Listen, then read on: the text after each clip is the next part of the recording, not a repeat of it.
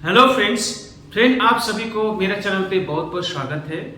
तो फ्रेंड आज हम लोग जानेंगे आर्टेरियल ब्लड गैस एनालिसिस क्या होता है और आर्टरीज ये करने के लिए एकदम सही तरीका क्या होता है और भी काफी सारे महत्वपूर्ण इंपॉर्टेंट चीज के बारे में आज हम लोग डिस्कस करेंगे। और ये फ्रेंड ये वीडियो जो है स्पेशली मैंने नर्सिंग स्टूडेंट, नर्सिंग स्टाफ्स या फिर आईसीयू टेक्नीशियंस के लिए बनाया है, तो कृपया वीडियो को अंत तक जरूर देखिए।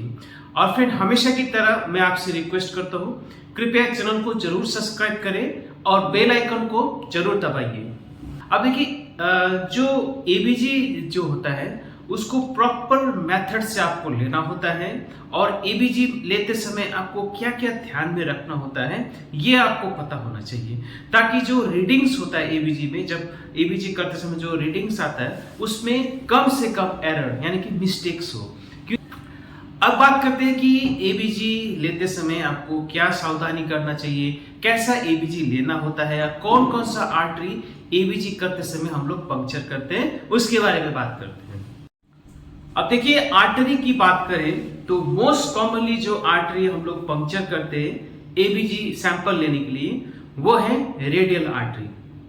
अब देखिए रेडियल आर्टरी को छोड़ के और भी आर्टरीज हम लोग लेते हैं, जैसे फीमोरल आर्टरीज हो, ब्रेकियल आर्टरी हो या फिर डॉर्सलिस पेडिस आर्टरीज हो।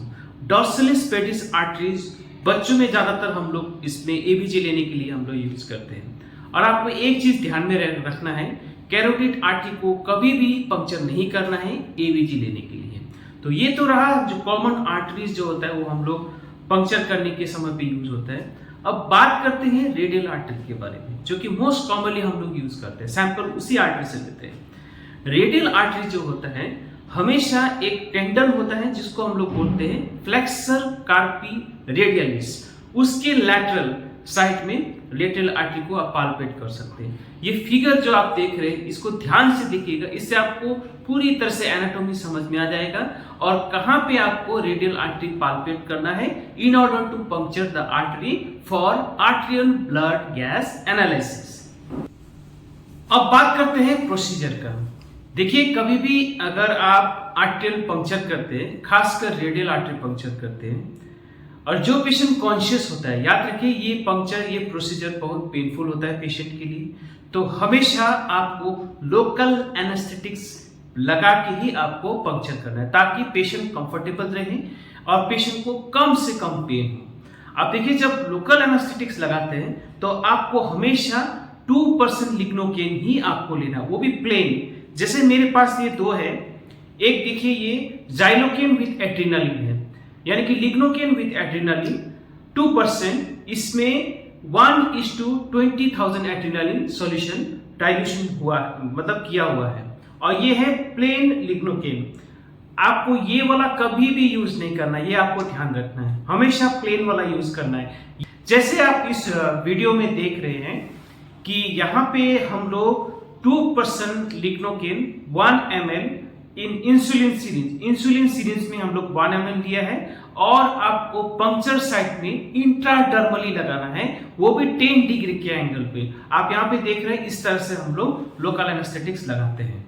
अब बात करते हैं एक्चुअल पंक्चर कैसे करना है।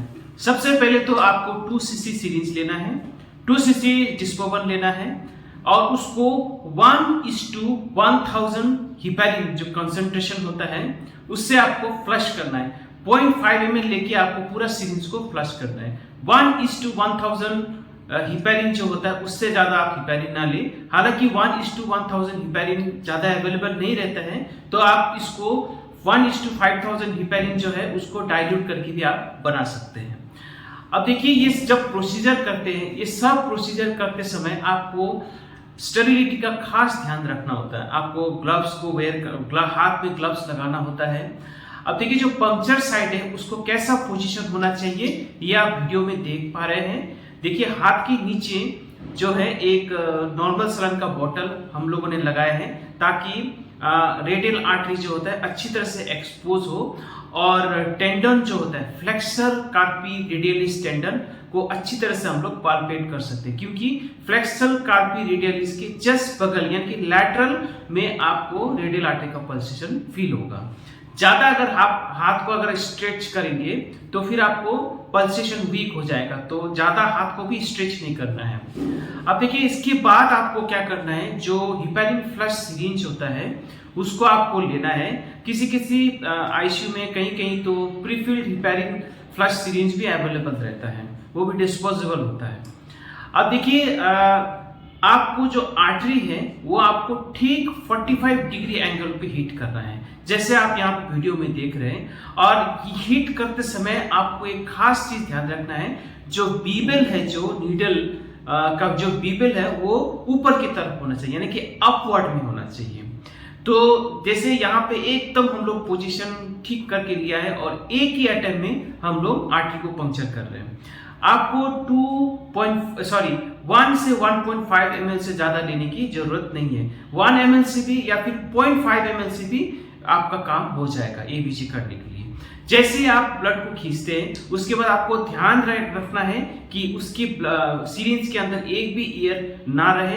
एयर को हटाने के लिए आप हल्का से टैप कर सकते हैं। जैसे सैंपल कलेक्ट करते हैं उसको आप do not shake the sample, sample को हिलाना नहीं है, क्योंकि छोटा छोटा जो आरबीसी होता है वो टूट सकता है, यानी कि हेमोलाइसिस हो सकता है। देखिए कुछ कुछ चीज आपको ध्यान रखने वाली बात यह है कि अगर ज्यादा आप अगर हिपैरिन लेते हैं तो जो एबीजी, जब आप रिपोर्ट एबीजी देखते हैं, एबीजी में रिपोर्ट में कम लो पीएच दिखा सकता है, यानी कि फॉल्स भी कम पीएच आ सकता है, या फिर पोटेशियम जो एबीजी का रिपोर्ट में पोटेशियम ज्यादा दिखाई दे सकता है। यानी कि इसको फिजिशियन क्या इंटरप्रेट करेगा कि फिजिशियन को लगेगा कि ये पेशेंट को तो एसिडोसिस हुआ है और हाइपरकैलेमिया हुआ है, लेकिन आपका गलत टेक्निक हिपैरिन ज्यादा लेने की वजह से ये रिपोर्ट ऐसा हो सकता है।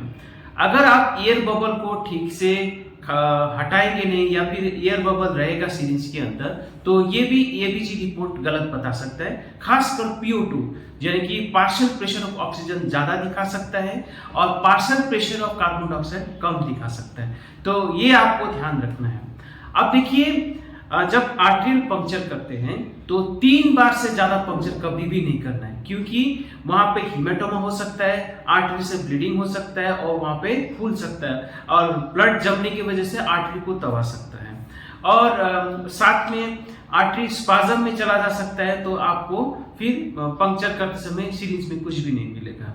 तो इस तरह से आपको ये खास चीज ध्यान में रखना होता है। हिपैरिन ज्यादा फ्लश नहीं करना होता है, ज्यादा नहीं लेना होता है, एयर बबल को अच्छी तरह से हटाना होता है और 3 बार से ज्यादा आपको पंक्चर नहीं करना है। अब बात करते हैं कि एबीजी मशीन में जब आप डालते हैं ब्लड को, तो एबीजी पेपर जब निकलता है उसमें क्या क्या रीडिंग होना चाहिए, तब जाके जो मोस्ट कॉमन रीडिंग जो कि एकदम जरूरी होता है वो क्या क्या रीडिंग है उसके बारे में बात करते हैं। अब देखिए जैसे ब्लड आप कलेक्ट करते हैं तो उसको आपको 5 मिनट के अंदर अंदर आपको एबीजी मशीन में ब्लड को ले जाना होता है और एबीजी मशीन में ब्लड को फिट करना होता है। अब देखिए एबीजी मशीन में छोटा सा एक पाइप जैसा मजल होता है, वो वहां पे आप अगर ब्लड से भरा हुआ सीरीज को अगर रख देंगे तो एबीजी मशीन खुद ब खुद वो सिप कर लेगा ब्लड को। उसके बाद फिर ये ब्लड में जितना वगैरह जो वैल्यूज वगैरह होता है वो सब ये नाप के आपको एक फिगर में दे देगा, ताकि आपको उसको प्रिंट आउट करना होता है। अब देखिए एबीजी मशीन में जब जैसे आप ब्लड से भरा हुआ जो सीरीज डालेंगे तो आपको 2 चीज आपको खास कर ध्यान रखना होता है। सबसे पहले तो एक टेम्परेचर जो कि 37 डिग्री सेंटीग्रेड पे रखना होता है, और साथ में आपको FiO2 हमेशा आपको फीड करना होता है, यानी कि FiO2 डालना होता है। और बाकी जो पेशेंट्स का डिटेल, पेशेंट का नाम, बेड नंबर, पेशेंट का ID, ये सब आपको डालना होता है। उसके बाद फिर आपको एनालिसिस का जो बटन होता है एबीजी मशीन में उसको दबाना होता है। ये करने से पहले, एबीजी मशीन में ब्लड को डालने से पहले आप हमेशा ये ध्यान रखना है कि एबीजी मशीन कैलिब्रेटेड हो पहले से ही। अब देखिए अगर कोई पेशेंट को वेंटिलेटर पेशेंट में अगर किसी पेशेंट को हम लोग 30% ऑक्सीजन दे रहे हैं या फिर 40% FiO2 या फिर ऑक्सीजन दे रहे हैं, तो उतना ही परसेंट आपको ऑक्सीजन एबीजी मशीन में एनालिसिस के समय पे लिखना होता है। अब देखिए, कोई पेशेंट अगर रूम एयर में है, यानी कि ऑक्सीजन नहीं लग रहा है, तो ऐसा पेशेंट का अगर जब एबीजी लेते हैं तो वहां पे आपको एनालिसिस के समय पे FiO2 आपको 21% डालना होता है।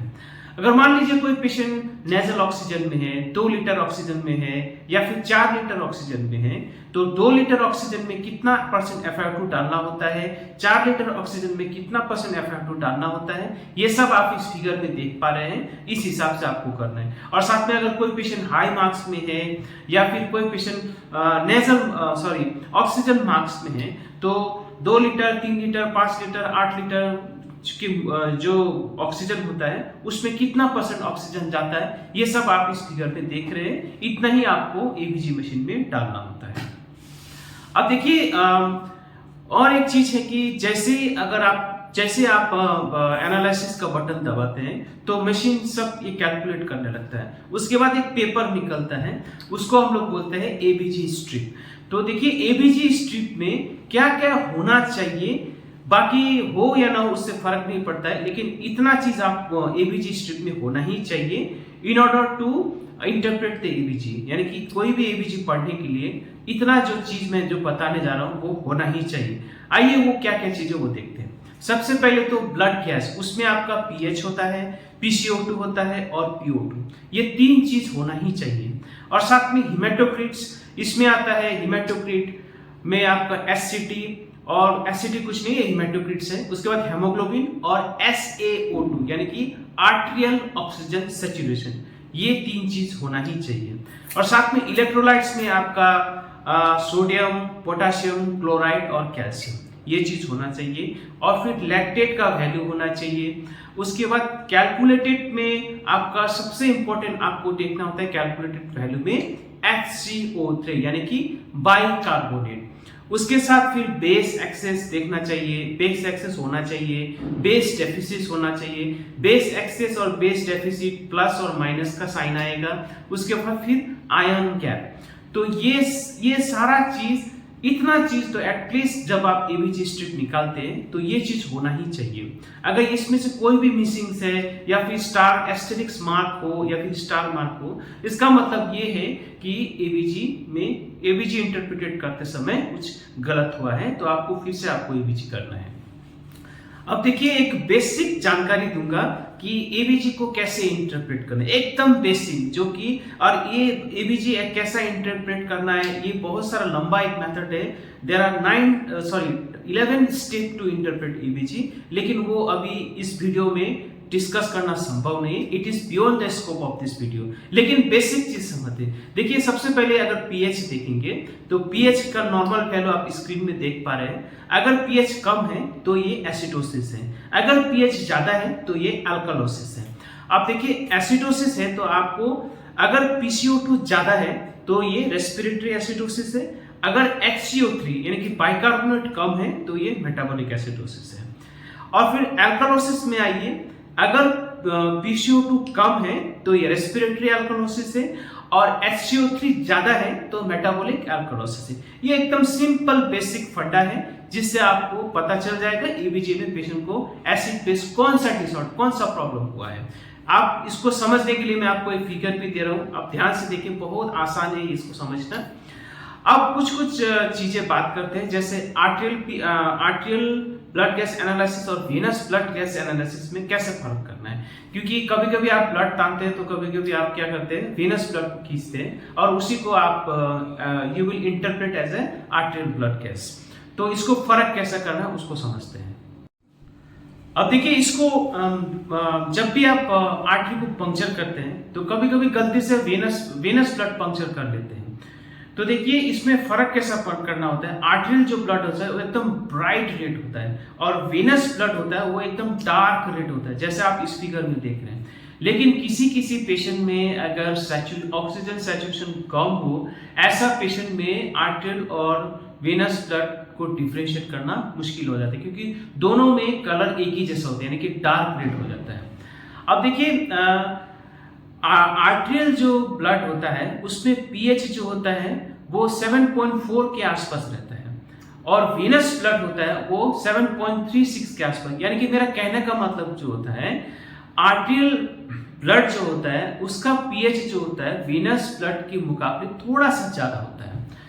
अब दूसरा होता है PaO2 जो होता है यानी कि partial pressure of oxygen arterial blood में 80 से लेके 100 mmHg जो कि नॉर्मल बोलते हैं और वीनस ब्लड में 35 से लेके 40 mmHg होता है। अब जो आर्टरी में जो ऑक्सीजन परसेंटेज होता है वो 95 से 100% होता है और वीनस में जो ऑक्सीजन परसेंटेज होता है वो 70 से लेके 75% होता है। अब बाइकार्बोनेट जो होता है दोनों में सेम रहता है और PCO2 जो होता है आर्टेरियल ब्लड में 35 से लेके 45 के आसपास रहता है और वीनस ब्लड में 40 से लेके 50 के आसपास होता है। और जो ब्लड जो मैंने बताई दिया वो देखने में आर्टेरियल ब्लड एकदम लाल होता है और वीनस ब्लड एकदम डार्क होता है। अब जो सोडियम पोटेशियम और क्लोराइड जो होता है वो सोडियम जो होता है आर्टेरियल ब्लड में कम होता है वीनस ब्लड के मुकाबले, पोटेशियम भी आर्टेरियल ब्लड में कम होता है वीनस ब्लड के मुकाबले, लेकिन क्लोराइड जो होता है आर्टेरियल ब्लड में ज्यादा होता है वीनस ब्लड के मुकाबले में। तो ये जो डिफरेंस है ये आपको ध्यान में रखना है। तो फ्रेंड ये रहा छोटा सा और very important information regarding arterial blood gas analysis. इसको कैसे लेना होता है, रीडिंग को कैसे समझना होता है और साथ में एबीजी स्टेप में कौन कौन सा वैल्यू होनी ही चाहिए जिससे ट्रीटमेंट पेशेंट का ट्रीटमेंट सही ढंग से हो। तो ये बेसिक जानकारी है। मैं आशा करता हूँ आपको ये वीडियो अच्छा लगा होगा और मैं आपसे रिक्वेस्ट करता हूँ ये वीडियो को ज़्यादा से ज़्यादा शेयर करें ताकि पैरामेडिकल स्टाफ हो, नर्सिंग स्टाफ हो, आईसीयू टेक्नीशियन हो, उसको ये बात समझ में आए कि आपका एक गलती से आर्टेरियल ब्लड गैस एनालिसिस अगर आप ठीक से नहीं करते हैं तो सारा रिकॉर्ड रीडिंग जो होता है वो गलत हो जाता है। आज के लिए इतना ही। ऐसे वीडियो लेके हम लोग फिर आएंगे, तब तक के लिए धन्यवाद।